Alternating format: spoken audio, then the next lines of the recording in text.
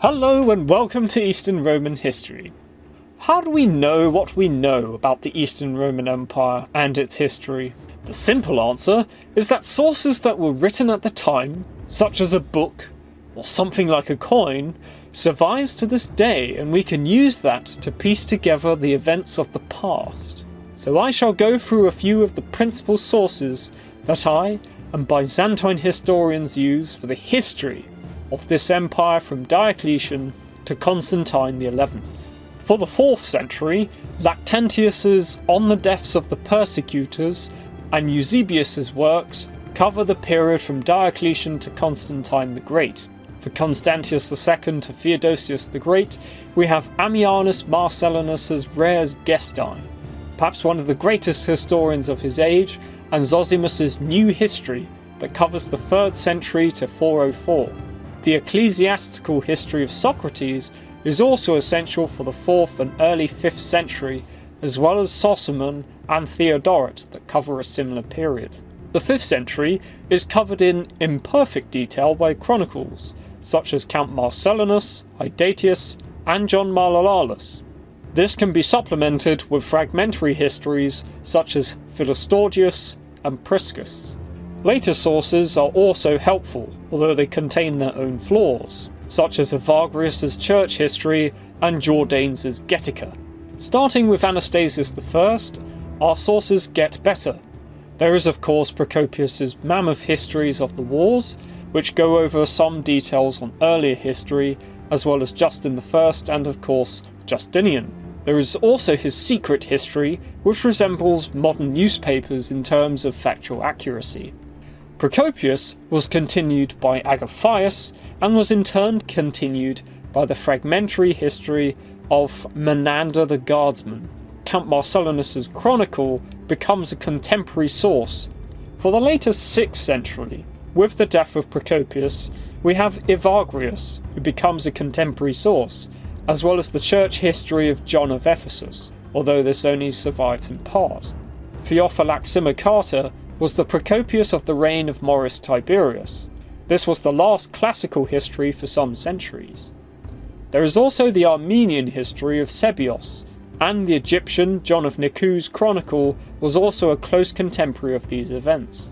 After Theophylact, in terms of primary sources for the 7th century, we rely on the Paschal Chronicle, which ends in 628. Unfortunately, much like the 5th century, and perhaps even worse, the 7th century is a black hole for surviving contemporary historical accounts. For the rest of the 7th century, we largely rely on the histories of Nicephorus and Theophanes. Theophanes the Confessor's Chronicle covers the whole period until his own time in 813. Also, Nicephorus the Patriarch's short history covers the period from Phocas to 768, and wrote slightly before Theophanes. Other sources of knowledge include the Liber Pontificalis, Lives of the Popes, which applies some history on Italy, and the later Arab historian Al-Tabari supplies quite in-depth Eastern history. From Armenia, there is Sebios and Gawand. For the 8th century, we have much the same issues as the 7th. Otherwise, Nicephorus the Patriarch, whose history ends with the marriage of Irene of Athens to Leo IV, and Theophanes, provide the main narrative for the 8th century. One peculiar source is the Chronicle of Monumvasia. This chronicle has a long paragraph about Peloponnesian history during the Avar and Slavic invasions of Greece in the 6th century.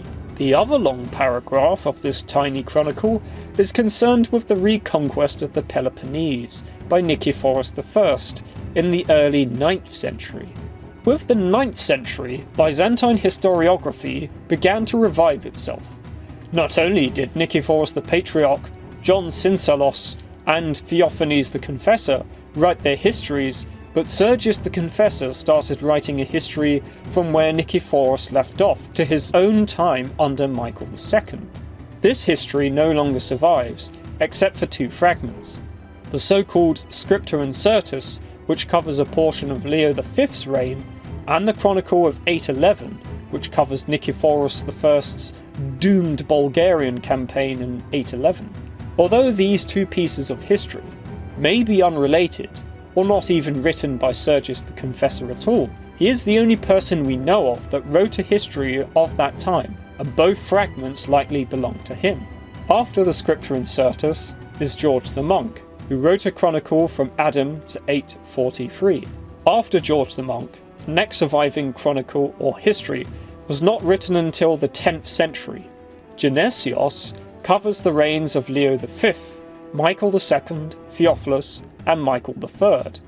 The first 4 books of Theophanes Continuatus covers the same period. Both were written with the blessing of Constantine VII. The Life of Basil, which is called the 5th book of Theophanes Continuatus, covers the reign of Basil I, and the 6th book covers events from 886 to 948, which itself is continued from 944 to 961.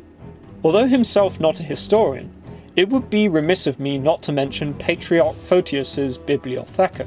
This massive list of book recommendations contains not only opinions on surviving histories from Herodotus to Nicephorus the Patriarch, but also comments and sometimes epitomizes part or the whole of the history, many of which do not survive in their original form. He makes mention of, or epitomizes, 42 histories in total. Those that still survive include Plutarch, Herodotus, and Theophylaximachata. He also does the same for many more that don't survive, or only in part, such as Candidus, Ctesias, and his father Sergius the Confessor. He also provides some of the only information we have about these people. For example, we know about the lost histories of Arrian from him. Were this all, he would already be worth his weight in gold, but he also touches on various other works from theology to medicine and a myriad of other subjects. The Bibliotheka is a masterpiece of early medieval literature. For 10th century history, there are a number of sources. John Cominiatis's The Capture of Thessalonica covers the sack of Thessalonica by the Arabs in 904. This history is controversial. Alexander Kasdan wrote it off as a 15th century forgery. Its English translator, David Frendo, is convinced that this is a genuine history. The main source for the first half of the century is Simeon the Logothete and Magister. His chronicle goes from Adam to 948. The Chronicle of Pseudo-Simeon goes from Adam to 963. Despite its eminent usefulness as a source, there is, as of yet, no complete edition of Pseudo-Simeon. Unfortunately, there is such confusion by Byzantine historians about the numerous manuscripts of Simeon the Logothete and Pseudo-Simeon that it has gained several alternative but ultimately false names, including the continuation of George the Monk, Theodosius of Mytilene, and Leo Grammaticus. For the reigns of Romanus II to 986, Leo the Deacon wrote a contemporary history. Though he himself did not compose a history of his own reign, and was a mediocre historiographer, it was Constantine VII Porphyrogenitos that helped to revive large-scale interest in history in the empire during the 10th century.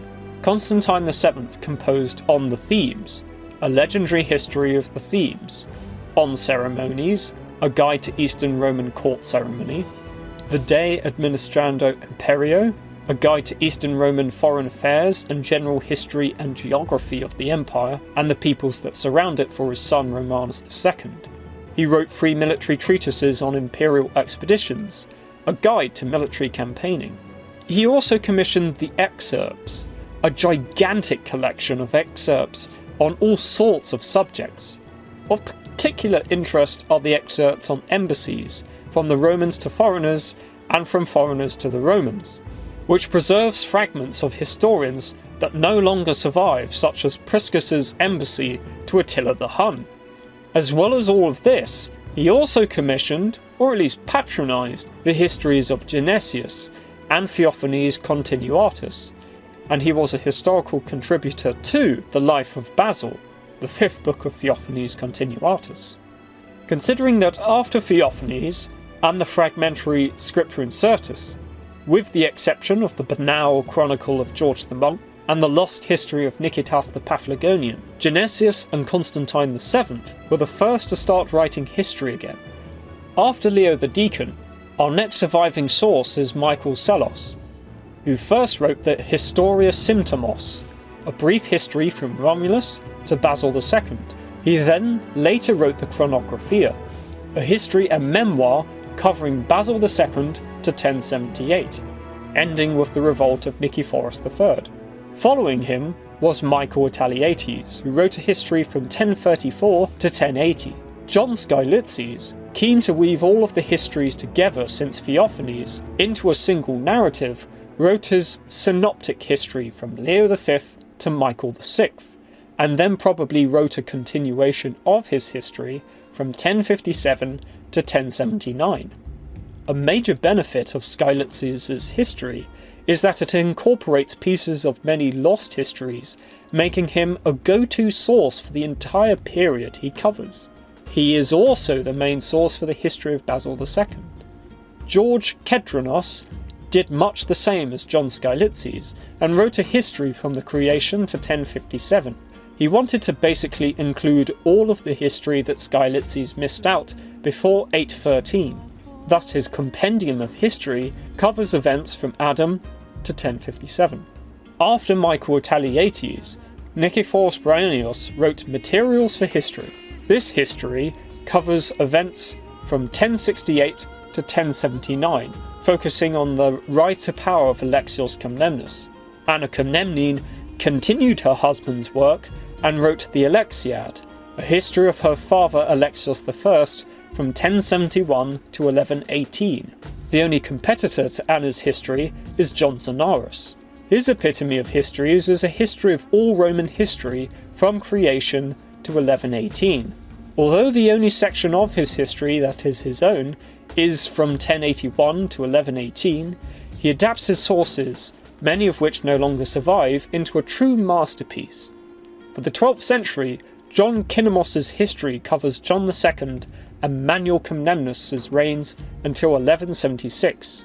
Nikita Scogniatis, another masterful historian, his history covers events from 1118 to 1206.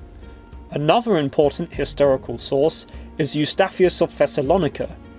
His The Capture of Thessalonica covers history from 1118 to 1185, when the Normans sacked Thessalonica.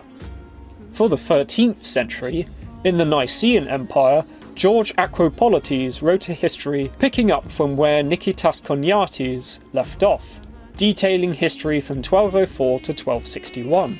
To accompany Acropolites is Theodore Skoutariotis, who wrote 3 chronicles. The first, the Chronica Paricbolia, chronicles short entries on the emperors and patriarchs from Adam to Alexios Comnenus. The second, the Synopsis Chronici, goes from Adam to 1261, and is more extensive from the 12th and 13th century. The third, the Synopsis Lambros, goes from Adam to 1261, but has some differences between it and the Synopsis Chronici. Picking up from George Acropolites is George Pachymeres, whose history covers the reigns of Michael VIII and Andronicus II from 1261 to 1307. The Frankish parts of the Eastern Roman Empire after 1204 produced their own histories. The Chronicle of the Morea refers to 8 different manuscripts that narrate this history, focusing on the Peloponnesian states. The Greek and Italian versions of the Chronicle of Morea goes from 1095 in brief to 1204, and then in more depth to 1292. The French version instead extends to 1333. The Aragonese version is different to the others, and is a historical commission for Juan Fernandez de Heredia, describing events from 1200 to 1377. Michael Panaretos and his continuators are the only known chronicler of the Empire of Trebizond. His About the Emperors of Trebizond, the Gram Comnenoi, How and When and How Long Each of Them Reigned, sketches his empire's history from 1204 to 1426. From 1204 to 1340, the chronicle is very brief, but is longer from 1340 to 1390, as Panaretos was an eyewitness. The succeeding entries from 1395 to 1426 were likely written by someone else, or several someones, dubbed as his continuators. The Despotate of Epirus managed to produce two of its own chronicles. Both anonymous, the Chronicle of Ioannina focuses on the reigns of despot Thomas Preljubrovic, Maria Angelina, and Esau Bondelmonti from 1366 to 1399. Another version has it continue to 1417 or 1418. Unfortunately, no one has bothered to make an edition based on all of the manuscripts, which, through neglect, are quite difficult to locate. The other chronicle, known as the Chronicle of Tocco, covers events in Epirus from 1375 to 1422, and focuses on Charles I, Tocco. Unlike its twin, the main manuscript is accounted for, and an authoritative edition and Italian translation have been made.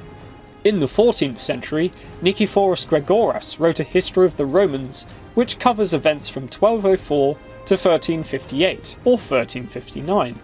Emperor John VI Cantacuzene wrote his own history going from 1320 to 1356. For its meticulous detail and length, it may be considered the last great Eastern Roman history. In the 15th century, John Canonos wrote a history of the Ottoman siege of Constantinople in 1422.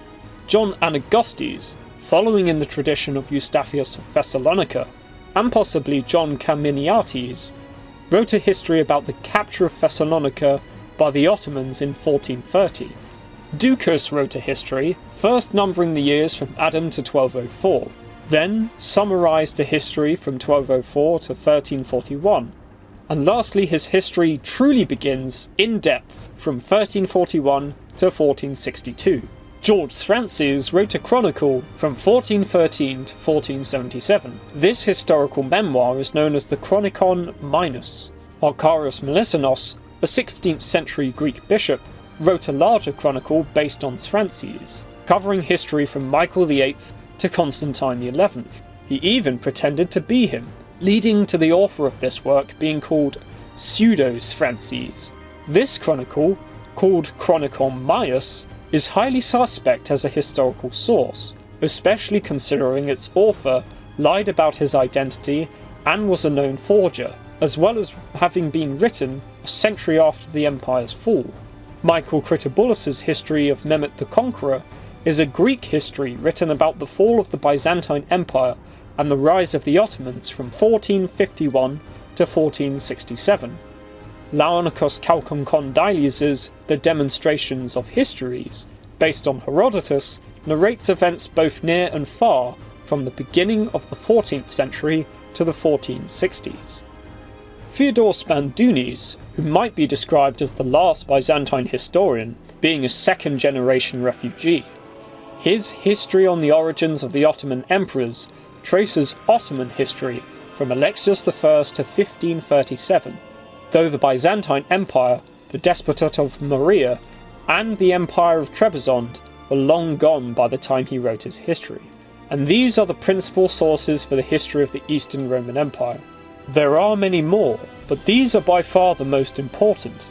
They are the starting point for any closer look at the history of this empire, and all of them I use to make my very own Eastern Roman history.